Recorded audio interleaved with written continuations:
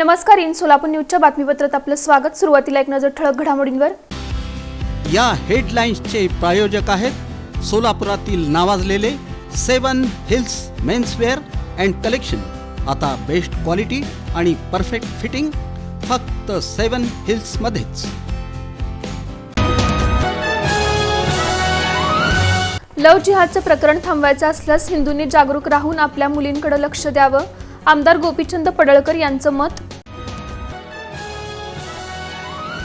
इथेनॉलची वाहतूक करणाऱ्या टँकरला लागलेल्या आगीसंदर्भात उलटसुलट चर्चा सुरू, निश्चितच यात मोठं काळबेर असण्याचा संशय व्यक्त। सोलापूर कृषी उत्पन्न बाजार समिती निवडणूक, भाजप विरुद्ध भाजप असा सामना, दिग्गज नेतेगणांची प्रतिष्ठा पणाला।